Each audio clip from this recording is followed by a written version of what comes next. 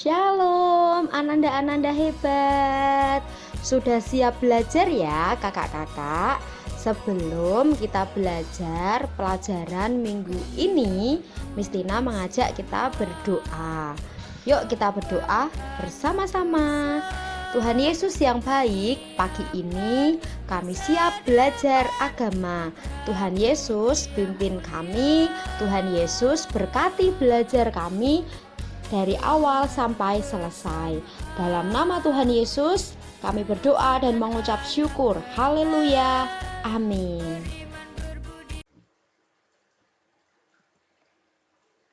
Shalom. Selamat pagi anak-anakku. Apa kabar? Semoga semuanya dalam keadaan sehat dan penuh damai sejahtera. Kali ini kita akan belajar pelajaran 6, yaitu memberi dengan rela dan hati yang gembira. Sebagai dasarnya, ayat yang menjadi landasan pelajaran kali ini ada dalam 1 Tawarik 29 ayat 1 sampai 9 dan 2 Korintus 9 ayat 6 sampai 15. Anak-anak, seringkali persembahan hanya dipahami sebagai sebuah aksi memberi sejumlah uang di dalam ibadah. Miss Lydia tegaskan bahwa ini pandangan yang keliru.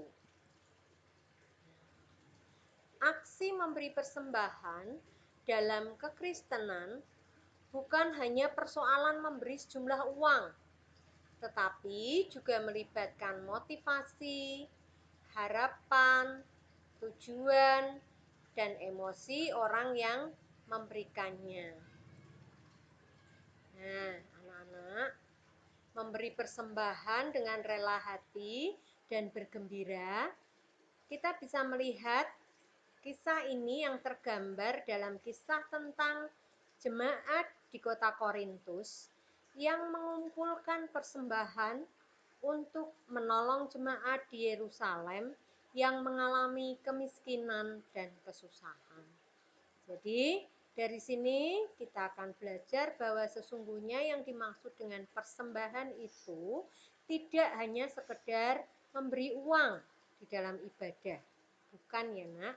Jadi, persembahan itu juga melibatkan motivasi atau dorongan, ada harapan, ada tujuan, dan emosi dari orang yang memberikan. Nah, anak-anak, Rasul Paulus menyebutkan syarat-syarat yang harus kita perhatikan ketika ingin memberi persembahan kepada Tuhan. Yang pertama, ketika kita ingin memberi persembahan, kita harus memberi dengan kerelaan hati. Yang kedua, memberi tidak dengan sedih hati atau paksaan, ya, tetapi dengan rela. Yang pertama tadi harus dengan rela, tidak dengan sedih hati. Kemudian berikutnya, memberi dengan sukacita. Karena persembahan adalah bentuk ucapan syukur kita terhadap berkat yang telah kita terima dari Tuhan.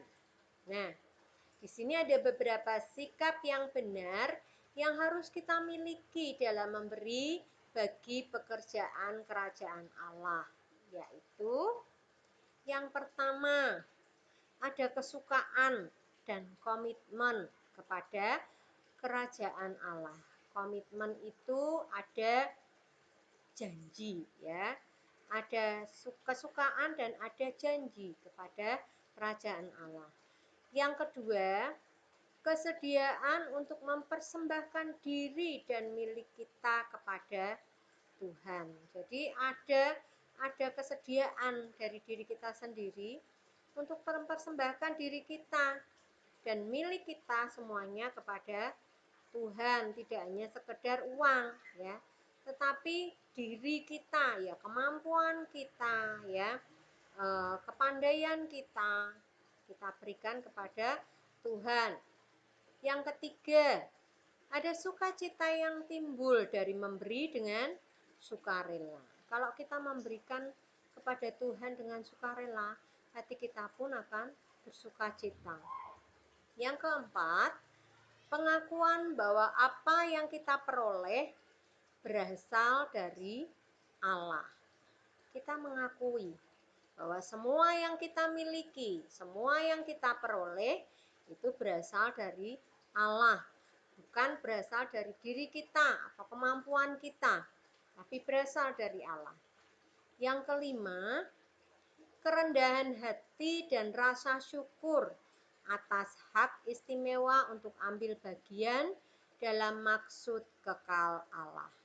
Sebagai ungkapan syukur, ketika kita memberi untuk pekerjaan Allah, itu ada rasa syukur, ya, sebagai ungkapan rasa syukur kita. Yang keenam, motivasi atau dorongan memberi yang muncul dari hati yang tulus dan hidup yang benar. Jadi ternyata orang kalau memberi persembahan itu tidak hanya sekedar memberi, ya anak-anak, harus ada dorongan hati yang tulus. Dan tentunya si pemberi persembahan itu juga harus hidup dengan benar. Karena persembahan yang kita berikan itu bukan sekedar kewajiban saja, tetapi ini adalah ungkapan syukur kita. Dan yang ketujuh, sebagai doa bahwa Allah berkenan untuk terus mengarahkan hati kita kepada kesetiaan kokoh kepada Dia dan pekerjaannya di dunia. Ya, sebagai doa, kita berharap Tuhan terus-menerus akan mengarahkan hati kita. Nah, anak-anak, kita harus ingat kembali bahwa persembahan itu tidak hanya sekedar dalam bentuk uang, ya, tetapi persembahan itu banyak. Persembahan hidup kita, kemudian persembahan materi kita, kemudian persembahan kemampuan kita, ya, ada banyak yang bisa kita berikan. Nah, persembahan juga dapat dimaknai sebagai bentuk atau wujud kerjasama dalam melakukan kebaikan secara bersama. Pada hakikatnya, persembahan memang dikumpulkan untuk dipakai untuk memenuhi kebutuhan-kebutuhan bersama umat Allah. Di gereja, uang itu dipakai untuk membiayai pelayanan. Misalnya, untuk biaya pembangunan gereja, kegiatan-kegiatan sosial seperti bantuan ke panti asuhan, panti jompo, korban bencana alam, dan sebagainya. Bahkan persembahan juga bisa dipakai untuk pelayanan bagi jemaat yang ada di gereja kita sendiri. Kalau ada jemaat yang membutuhkan, ya itu kita berikan. Jadi persembahan itu sebagai wujud kerjasama dalam melakukan kebaikan, ya. Jadi tidak terus persembahan itu hanya digunakan untuk keperluan gereja di dalam liturgi saja, tetapi juga untuk pelayanan yang lain. Selain dalam bentuk uang, persembahan juga dapat berupa uang. Di gereja-gereja tertentu, pada hari raya panen, orang-orang membawa hasil panen atau hasil bumi mereka seperti beras, singkong, buah-buahan, dan sayur ke gereja untuk dijadikan persembahan dan didoakan. Nah, setelah itu didoakan, barang-barang itu dimakan bersama. Ada juga yang dijual atau dilelang. Uang hasil lelang dipakai untuk membiayai kegiatan gereja atau kegiatan sosial. Misalnya, diberikan kepada mereka yang membutuhkan. Nah, sekarang kita akan belajar tentang sikap yang benar. yang harus kita miliki dalam memberi bagi pekerjaan kerajaan Allah. 1. Kesukaan dan komitmen kepada kerajaan Allah. 2. Kesediaan untuk mempersembahkan diri dan milik kita kepada Allah. 3. Sukacita yang timbul dari mereka yang memberi dengan sukarela. 4. Pengakuan bahwa apa yang kita peroleh berasal dari Allah. 5. Kerendahan hati dan rasa syukur atas hak istimewa untuk ambil bagian dalam maksud kekal Allah. 6. Motivasi memberi yang muncul dari hati yang tulus dan hidup yang benar. 7. Doa bahwa Allah berkenan untuk terus mengarahkan hati kita kepada kesetiaan kokoh kepada Dia dan pekerjaannya di dunia. Nah, itu tadi sudah mesti dia sebutkan di awal, ya. Itu sama. Nah, sekarang beberapa kunci untuk dapat memberi dengan sukacita. 1. Yesus ingin kita kaya dalam melakukan segala sesuatu. Ya. Ketika kita memberi, kita merasa diri kita ini lebih kaya karena kita bisa memberi.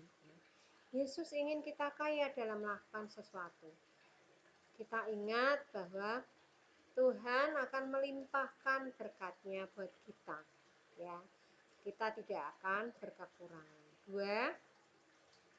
Sebagai kunci yang kedua, kita harus memperhatikan seberapa jauh ketelitian pemimpin-pemimpin kita dalam mengatur keuangannya. Nah, ini ketika kita memberi, ya, kita juga perlu tahu. Seperti di beberapa gereja itu ada laporan keuangan setiap bulan. Jadi, bagi orang yang dipercaya untuk mengatur keuangan, dia akan melaporkan setiap bulan posisi keuangan. Jadi, secara terbuka, ketika kita tahu bahwa keuangan itu dilakukan dan digunakan untuk hal yang benar, kita pasti akan rela memberi dengan sukacita, ya. Yang ketiga, kamu harus membuat perencanaan lebih dahulu. Catatan di sini, pemberian yang emosional akan membuatmu menyesal. Contohnya, nak, seperti ini, ya. Kita sudah memberikan perpuluhan, itu kita ambil dari 10% dari hasil yang kita peroleh, ya. Nah, setelah itu sisa dari yang sudah diambil 10% tadi pasti akan kita rencanakan untuk kebutuhan sehari-hari. Nah, untuk memberi persembahan, ya, tentunya selain perpuluhan, ya, untuk memberi persembahan, kita juga harus mempertimbangkan keuangan kita. Allah di dalam firman Tuhan mengatakan, berilah yang ada padamu. Artinya, ketika kamu ingin memberi, kamu harus memberi apa yang kamu miliki. Bukan lalu tidak punya uang, uangnya habis, kamu pengen memberi persembahan tapi dengan berhutang misalnya. Itu salah, nak. Atau supaya dilihat orang kelihatannya kita memberi persembahan banyak, ya. Tapi setelah itu lalu kita merasa uangnya kok habis, ya. Sudah saya berikan persembahan, karena motivasinya ketika kita memberi persembahan bukan memberikan dengan kerelaan, ya. Kamu hanya ingin supaya dilihat orang, ya, bahwa kamu memberi persembahan banyak. Nah, pemberian yang emosional ini nantinya hanya akan membuat kamu menyesal. Berikutnya, perhatikan bagaimana Tuhan memberkati orang yang memberi. Kita tidak boleh memberi untuk mengharapkan sesuatu. Tetapi kita bisa bersemangat bahwa Allah akan memberkati jika kita memberi dengan murah hati. Artinya, ketika kita memberi, kita tidak boleh berharap kalau saya memberi berarti Tuhan akan melipat gandakan. Tidak, nak, ya, jangan seperti itu. Kalau kamu memang memiliki, beri saja, ya. Tuhan memberikan nasihat kepada kita supaya kita memberi dengan murah hati. Kita percaya bahwa Tuhan pasti akan melihara kita, ya. Tetapi kita tidak boleh ketika memberi lalu kita punya alasan bahwa nanti Tuhan akan melipat gandakan. Tidak, ya. Berikutnya, menyadari siapa yang akan ditolong oleh uang kita. Artinya, ketika kita memberi, kita tahu siapa yang kita tolong. Ingat ya, Nak, ada beberapa orang yang berkekurangan dan perlu kita bantu. Tetapi membantu itu seperti orang memancing ikan, ya. Kalau kita mau membantu orang, ya kita harus memberi kail, bukan memberi ikan. Supaya orang yang kita bantu itu juga berusaha untuk mendapatkan ikan, ya. Ada usaha. Nah, kecuali ketika kita tahu bahwa memang yang kita bantu itu adalah orang yang memang harus ditolong. Misalnya yang mengalami bencana atau orang-orang yang memang kesusahan, ya, mereka sudah bekerja tetapi tetap saja kondisinya berkekurangan, nah itu perlu kita tolong. Tetapi kalau orang-orang yang hidupnya bermewah-mewah, suka menghambur-hamburkan uang lalu uangnya habis, nah, itu orang-orang yang tidak layak kita tolong, ya. Nah, Mama, berikutnya ada bermacam-macam nama kita berikan kepada persembahan atau pengumpulan uang untuk umat Tuhan ini. Contohnya, ya, kita mengenal persembahan syukur. Persembahan syukur ini bisa tahunan, bisa bulanan, ya. Persembahan ini sifatnya tidak harus. Jadi, ketika kita punya berkat lebih, kita harus memberikan. Tapi kalau persepuluhan itu harus, Nak, karena itu adalah milik Tuhan yang harus kita kembalikan. Tapi kalau persembahan itu bukan keharusan. Jadi kalau kamu punya lebih, berilah, ya. Kemudian ada lagi yang namanya persepuluhan. Tadi Miss Lydia sudah jelaskan. Persepuluhan itu kewajiban yang harus kita berikan kepada Tuhan. Kita harus memberi 1/10 dari hasil yang kita peroleh. Nah, kemudian persembahan sulung. Persembahan sulung itu biasanya diberikan oleh pasangan pengantin baru, ya. Mereka setelah menikah, saat itu mereka memberikan persembahan sulung, artinya persembahan pertama ketika mereka sudah menjadi keluarga atau suami istri.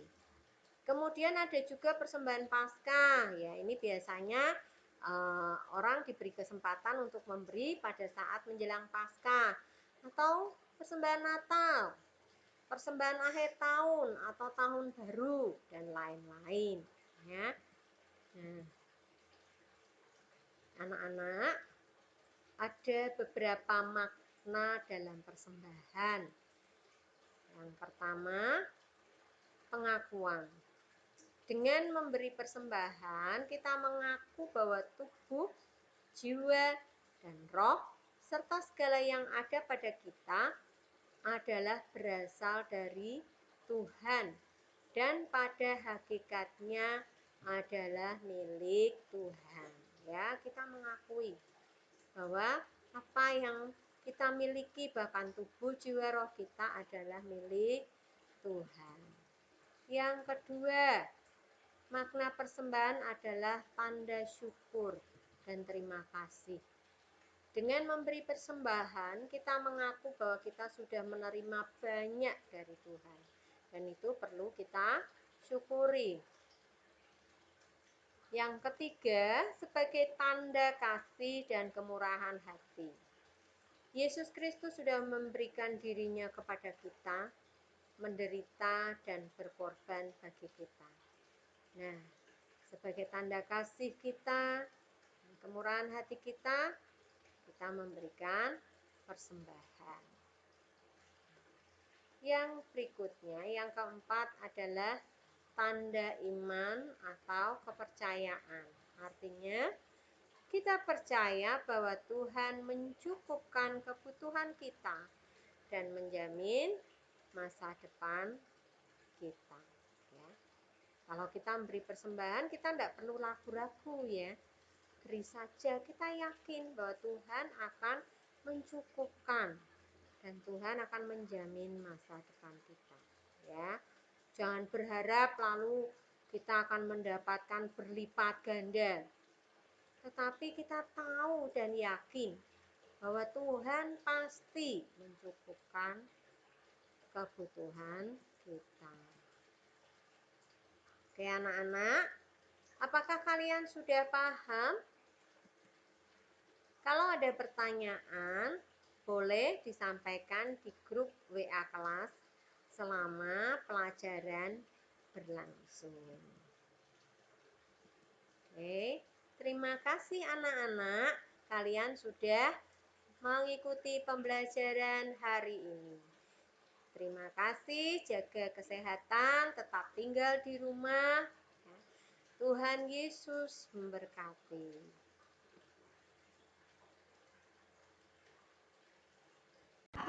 Kakak-kakak, sebelum kita selesai, kita berdoa ya. Mari kita berdoa.